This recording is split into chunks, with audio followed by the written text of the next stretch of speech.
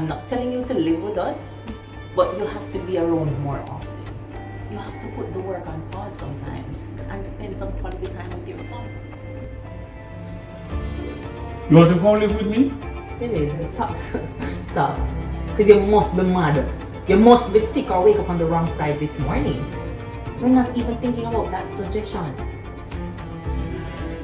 Baby, all I'm saying is that he needs you around more. We need more family time. Like, I'm not asking for much, but like on the weekends you can pick him up and you guys can go and spend some time. Dinner in the evening, something. Just spend some family time with your son. That's all I'm asking for.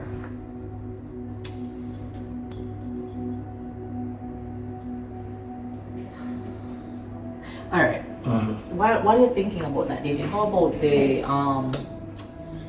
job offer that I was asking about? The truth is, I have been inquiring into it, and the accounts department tells me that the budgetary constraints doesn't allow us to have an additional person in that capacity right now. Bull. David, that is bull. Don't come to me and tell me about no accounts department, because you and I know.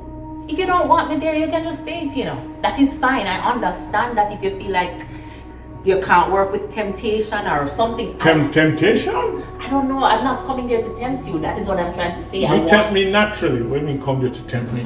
David. I am saying that the government structure that governs how much people can be assigned to any unit doesn't allow me to have more than one person in the capacity you're trying to fill. Okay, David. I'll take that. I'll take the bill. Are you trying to say I'm being disingenuous? David, it's fine. It's okay. I know that.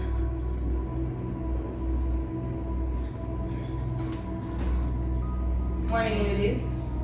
Mrs. Morning, Mrs. Hill? We're here. Oh.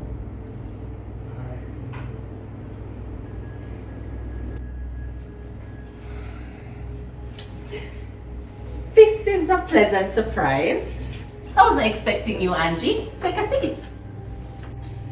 I just passed through to come and wash the car and come in and check on you. But I really didn't know that it was a family day. Well, it is a family thing now that you're here. Anything you'd like me to help you with, stepdaughter? Pretty up a little bit? I'll give family discounts, you know. I'm sure you do give family offers. But when it's a pretty up day, I'll definitely take you up on that offer. Okay. All right? Pops, I have the report to give you on the assignment from the other day. Okay. And did you hear about the resignation of this? No, we didn't hear.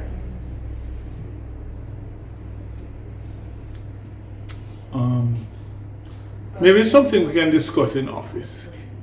Sure, we can talk about it in office, but you know the agency needs a psychologist ASAP, right? This has got to be a sign. I've been asking him. Wait, didn't he tell you? I've been asking him about the job offer for weeks now. And no, oh my God. No, he didn't say anything today.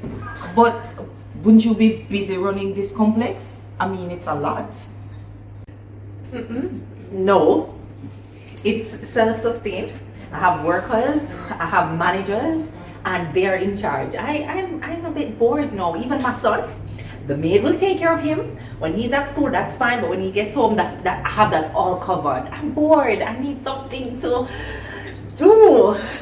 Okay, and you're sure you want to be in the same space with your almost ex-husband? I told him I can offer the best professional service to this agency, and I'll keep it strictly business, and I know my capabilities. I promise and I pledge to be the best psychologist there is for your guys' agency. I think I need to check and see how far the car is in the queue. Audrey, have a nice day. See you again soon. I have some files in the car you might want to take to the office for me. David?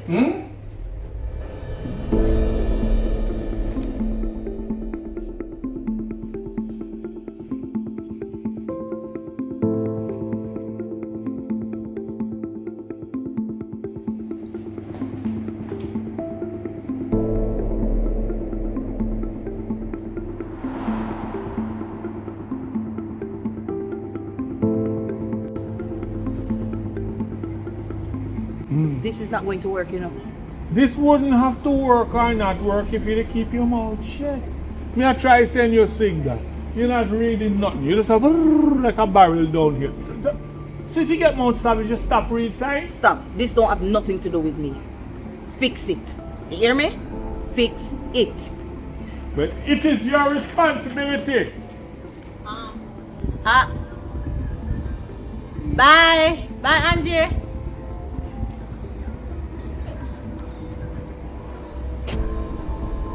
Is everything okay? Can you get a cup of coffee?